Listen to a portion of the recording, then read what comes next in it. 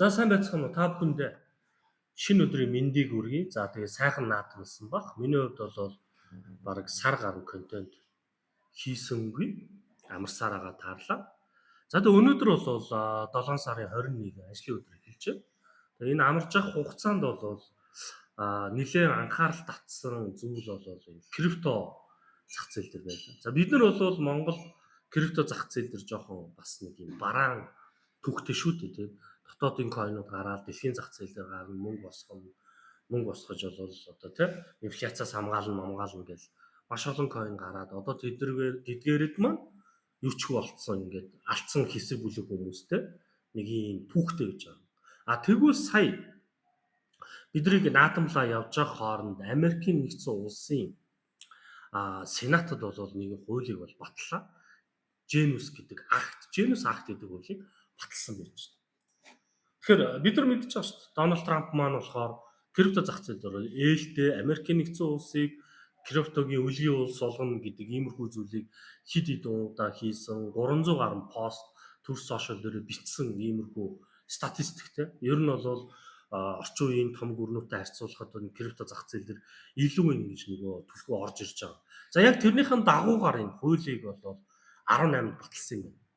Тэгээ энэ хуулийн одоо юу гэдэг нь танилцуулгыг Сенатад 6 сард оруулж ирээд 7 сард юу яагаад батлаад гарын үсгэнд 18-нд баталсан ийм зураг болсон гэж. За энэ яадаг хууль вэ? Нэг ийм байгууллага байдаг. Америкийн нэгдсэн улсын. За OCS гэдэг те. FDIC-ийн за нэг нь болохоор энэ FDIC нь болохоор энэ хадгаламж хариулсан байгууллага шиг байгаа. Энэ NCUA гэдэг нь болохоор бас нэг хоршоол маягийн юм байж байгаа. За хамгийн том нь бол энэ OCC гэдэг энэ байгууллага гэж. За энэ ямар хүчтэй хууль вэ гэхээр stable coin гэж үүдэг.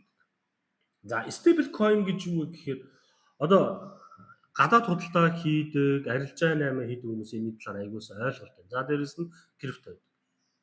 За бид нар гадаад худалдаа хийхдээ жишээ 8 шаргаас юм уу банкаас доллар худалдаж аваад долларыгоо банкаас шилжүүлэг хийгээд худалдаа хийж байгаа тийм үү. Ер нь бол бид нар бүх гадаад гуйлгыг доллараар хийгддэг.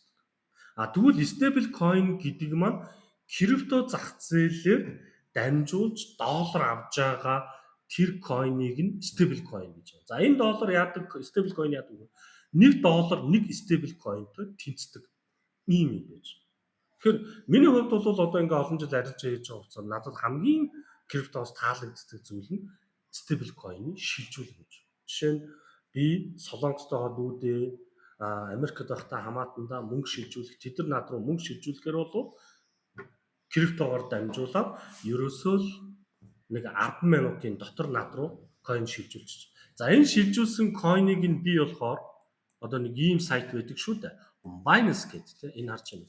P2P гэл тийм. Энэ дээр Монголын exchange-үүдээр би энийгээ зараад төгрөгөө гаргаад авчдаг. Энэ процесс бол ойролцоогоор нэг 20 минут орчим үргэлжилдэг. Энэ дээр ямар нэгэн шинтгэл авахгүй. Энэ зүйлийг stable coin гэж мэдээлэл өгөх гэсэн тийм. Тэгээд энэ stable coin-ийн зах зээлийг нь хараад үзэх юм бол одоогоор тийм. За хамгийн том нь UST буюу Tether гэж нэрлэж байгаа. За энэ зах зээлийн 62-оос 68% эзэлдэг. За энэ бол анх энэ компани бол Хонконгод үйл ажиллагаа эхлүүлж ирсэн юм билээ 2014 онд. За одоогийн байдлаар бол энэ Панамын арал, Виржиний арал гэдэг энэ улсуудад нэгсэндээ хууль хариалагддаггүй улсуудад бүртгэлтэйгээр үйл ажиллагаа явагддаг гэсэн. Харин энэ UST coin буюу USC гэдэг байгаа. За энэ бол Америкийн нэгдсэн улсад бүртгэлтэй ийм coin гэж.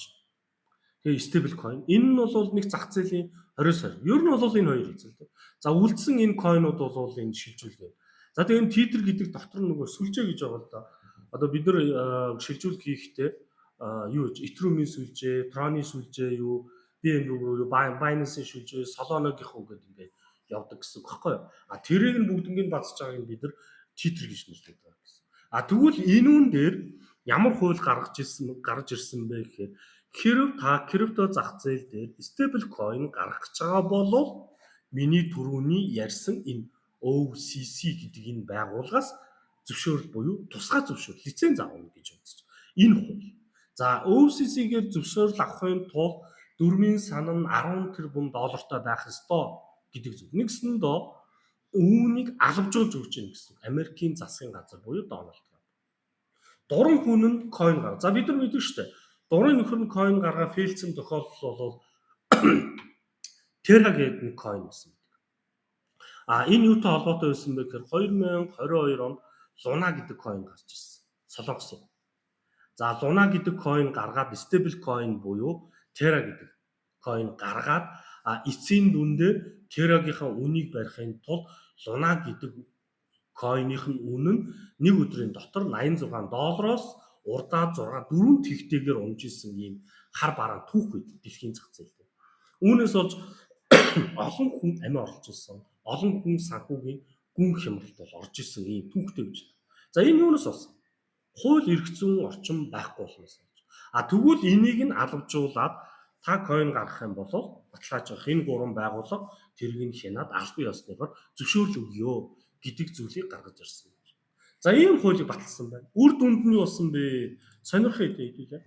За биткойн бол мэдээж өсөж байгаа. Биткойны хувьд бол бидний хамгийн дээд таньш бол 111,809 болол тэр хууль батлагдсны дараа 122 өссөн байж байна.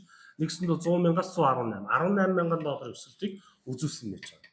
За энэ дээр нэлээд анхаарал татаж өссөн 2 coin байж байгаа. За мэдээж нэг нь Ethereum гэж байна. За Ethereum-ийн ханшийг сэдвүүлээ сонирхол л доо. $2100 байсан. 5-6 сарын ойрон. За хууль батлагдаад 6 сард бол ерөнхийдөө Сенатад энэ чинь 68-38-аар дэмжигдсэн байхгүй юу? Тэнгүүд ингээ өссөн. За ингээ батлагдсан нь болохоор 7 сард. Тэ 18 бидний наадамж байгаа хооронд 3700 өссөн. 2100-аас 3700. Маш өндөр өссөн. Сүүлийн үед тохиолдоогүй хэмжээний өсөл Ethereum дээр үүссэн гэж. За бас нэг анхаарал татсан coin. За энийг бол одоо юу гэдгийг би өмнө контент дээр ч ярьж ирсэн. Ялангуяа крипто дээр зүгээр аваад хадгал гэдэг coin байж. За энэ юу вэ гэхээр XRP гэж. За биднийгээр бол Ripple гэж нэрлэдэг тийм энэ coin. За энэ coin-ийн үн 6 сард $1.98. За ойролцоогоор $20 байсан. Одоогоор $3.54-тай өсөлт хийсэн. За энд яагаад ингэж буудчихсан юм бэ? За Америкийн нэгдсэн улс бол ерөнхийдөө юу гэж харах вэ гэхээр крипто зах зээл дээр долларын ноёрхлыг тогтоохч байгаа гэж. За долларын ноёрхол бол цаасан мөнгөнд тэмдэгтээр доллар тогтож байгаа бол крипто дээр USDC гэдгээр энэгээр тогтоохч. Нэг бас нэг coin орж ирж байгаа. Энийг би өнөөдөр мэдлээ л дээ энэ. Харж байна. Ripple USD гэж байна. За Ripple гэдэг буюу XRP маань өөрөө 2024 оны яг үдээд 1 жилийн өмнө stable coin гаргасан юм байна. RLUSD гэдэг зүйл. Тэгэхээр энэ нь нэгсэндээ ер нь бол Ripple олон жилийн хугацаанд SEC буюу Америкийн үнэ цасны хорог гэж байна шүү дээ. Шүүхээ маргаантай яваад тэгээ сая энэ жил бол ялсан юм түүхтэй. Маш их юм шалгалтанд ордог юм. Үйл ажиллагааны хувьд бол өөр ямар ч шансгүй хамгийн найдвартай компани нэг багхгүй юу. Тэрний охин компани RUSD гэдэг stable coin үүсгэсэн байна. Тэгэхээр саяны хууль гарч ирж байгаа нь Америкийн нэгдсэн улсын USDC болон Ripple-ийн гаргасан RUSD гэдэг stable coin-ыг бол дэмжлэг үзүүлэх маш өндөр магадлалтай болчихж байна гэсэн үг байхгүй юу. Ингээд хөрөнгө оруулагч нар итгэж хөрөнгө оруулалтыг хийснээрээ Ripple-ийн үн өсөж, Ethereum-ийн өсөж, Bitcoin-ийн үн ер нь зах зээлийг өсгсөн гэсэн үг байхгүй юу. Ийм зүйл болсон. Тэгэхээр явцсан дундаа юу харагдаж байна гэхээр Америкийн нэгдсэн улсыг энийг аль бис хуульчлах юм бол Америкийн нэгдсэн улсын долларт итгэсэн хүмүүс бол ерөнхийдөө US Tether авах болж USDC болон RLUSD-г авах боломжтой болчихсон. Тэгэхээр ирээдүйн хандлага ерөнхийдөө энэ coin руу дамжина гэсэн. Бид нар энийг ихний ээлжинд юу гэж харах вэ гэхээр төлбөрийн хэрэгсэл, дамжуулагч хэрэгсэл, худалдан авалт хийхэд ашиглагдаж эхэлнэ. Бидний амьдрал дээр. Нэг хоёр дахь юу вэ гэхээр бид нар үүнийгээр дамжуулж арилжаа хийж ашиг олох боломжийг олгож байна. Хэрвээ та арилжаа хийдэг, хэрвээ та арилжаа хийхийг хүсэж байгаа бол ялангуяа Америкийн нэгдсэн улсаас гаргаж буй энэ Ripple гэдэг бүтээгдэхүүнийг, coin-ыг сонирхож үзээрэй. За тэгээд илүү дэлгэрэнгүй болох болсон процессуудыг би танах дараагийн дугаараар үргэлжлүүлж хүргэх болно. За энэ үрэл өнөөдрийнхөө дуусгая.